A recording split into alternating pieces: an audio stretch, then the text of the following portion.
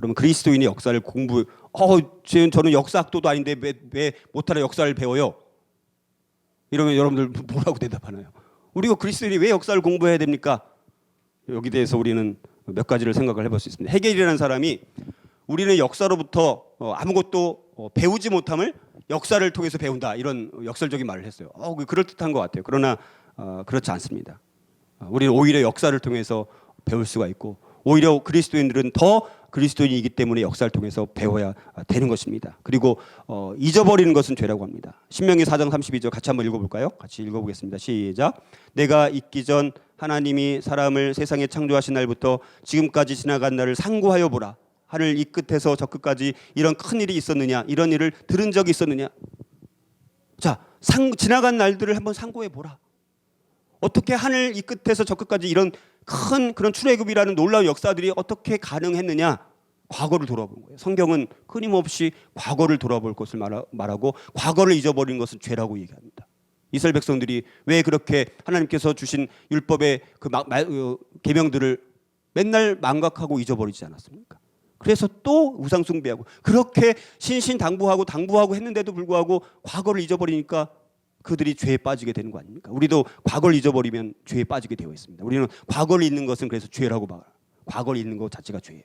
우리는 과거를 잊는 것이 아니라 과거를 다시 돌아보고 그것을 오늘 삶에 적용을 해야 돼요. 그러면 우리 그리스도인들이 어떻게 이런 이 세상의 학문을 통합적으로 우리 역사를 중심으로 배워야 될까를, 첫 번째는 성경의 교리와 믿음이 역사적 사건에 기초하고 있기 때문에, 우리가 믿는 성경의 교리와 믿음이 그냥 허구에서 만들어진 것이 아니라 그 역사적 사건에 기초하고 있다는 거예요.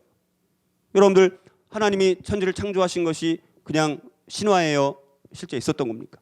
하나님의 말씀으로 창조하신 사건, 역사적인 사건이 있었던 거예요. 이스라엘 백성들이 출애굽한 사건이 허구입니까? 실제 사건입니까?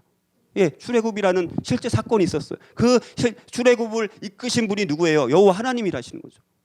자, 그리고 예수님께서 지금부터 거의 2000년 전에 성육신 하셨어요. 성육신. 육신의 몸으로 입고 이 땅에 태어나셨습니다. 성육신은 허구예요? 그 실제적인 사건입니까? 만약에 예수님께서 성육신 하지 않으셨다면 성경은 다 무너지는 거 아닙니까? 성경의 토대는 다 끝나는 거예요.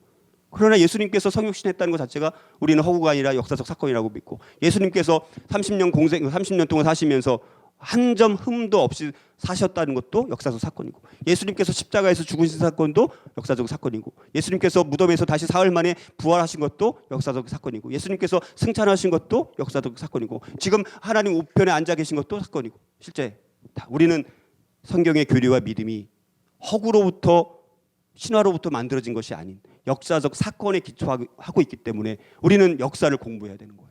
두 번째는 역사와 고대 근동 지방의 여러 고고학적 자료 등을 통해서 성경의 배경을 더 잘 이해하기 위해서, 성경을 더 잘하기 위해서는 우리 역사를 알아야 돼요. 그래서 예를 들어서 바사의 역사라든가 그다음에 아시리아라든가 또 바벨론이라든가 이런 나라들 역사들이 실제 있지 않았습니까? 세계, 지금은 미국이라는 나라가 로마 제국과 같은 나라잖아요. 근데 우리 역사의 흐름을 쭉 보게 되면 애굽이라는 강대국이 있었어요. 애굽이라는 강대국. 근데 애굽이라는 나라는 이스라엘 역사와 밀접하게 관련이 있지 않습니까? 그다음에 여러 가지 또 페르시아라든가 그다음에 바벨론이라든가 다 아수르라든가 이스라엘을 멸망시킨 나라들 아닙니까? 그 나라들도 알고 있는 강대국이고, 그다음에 고대 강대국 중에서 그리스, 이제 헬라 제국, 그리스 제국, 그것도 실제 강대국이었고, 또 이스라엘이 그 식민지로 살았던 로마 제국도 실제 있었던 강대국. 자, 이런 모든 것들이 다 실제 역사, 그런 것들을 알면 성경을 훨씬 더 잘 이해할 수가 있다는 거예요. 세 번째는 과거와 현재, 미래의 역사를 연결하여서 오늘의 삶에 우리가 적용하기 위해서입니다. 과거의 역사를 오늘 우리 현재에 현재에 연결하고, 또 오늘 그것을 또 미래까지 우리가 연결시키는 작업이 우리가 이제는 역사를 통해서 우리가 해 나갈 수 있다는 것입니다. 역사만큼 우리가 이것을 더 잘 알게 해주는 도구는 없어요. 네 번째는 그것을 통해서 역사의 주인이신 하나님의 일하심을 발견해서 그 일에 우리가 참여하기 위해서 역사를 공부하는 거예요. 역사를 살펴봤더니 그 사건을 통해서, 그 인물을 통해서 하나님의 주인 되어 주셔가지고 그 일하심의 목적이 있었습니다. 하나님이 뜻하신 것을, 하나님이 계획하신 것을 그 사건을 통해서, 그 사람을 통해서 성취를 하셨습니다. 그러면 하나님께서는 그 사건과 그 삶을 통해서 이렇게 일하시는구나, 우리가 알게 되죠. 그러면 우리는 우리의 삶의 자리에서 하나님의 일하심을 우리가 발견해서 어떻게 하나님의 일하심 앞에 우리가 참여할 수 있는지를 우리가 배울 수 있다라는 거예요. 다섯 번째는 성경적 세계관으로 삶의 모든 영역에서 이 시대를 분별하여 살아가기 위해서입니다. 역사를 알며 역사가 어떻게 시작되었고 어떻게 흘러가는지를 알고 그 삶의 수많은 영역 가운데 있었던 사건들과 인물들을 살펴보면서 그들이 어떻게 세상에 영향을 끼치고 아니면 세상을 타락하게 만들었는지를 살펴보면서 우리가 동시에 이 시대를 분별하면서 살아갈 수 있다라는 것이죠. 그리고 중요 철학 사상의 계보를 살펴보면서 인간들이 세웠던 그 지혜, 우리가 인간들이 만들었던 지혜 중에서도 우리가 일정 부분은 배울 수 있는 부분들이 있어요. 그런 것들을 우리가 배우는 것이 목적이라는 것이죠. 그 다음에 우리가 몇 가지 좀 한번 생각해 볼 것은 기독교적 역사에 대한 이해인데, 첫 번째 역사는 하나님의 목적의 실현입니다. 역사를 통해서 하나님의 목적을 실현하는 장이 역사라는 거예요. 그러니까 역사가 굉장히 중요합니다. 역사의 주인은 인간이 아니라 하나님이 주관하신다는 관점, 이게 우리에게 필요하고요. 역사의 중심은 그리스도라는 거야. 역사의 중심이 그리스도라는 겁니다. 역사는 그리스도를 향해서 그리스도를 이제 수단으로 그리스도 때문에 모든 것이 진행되고 있어요.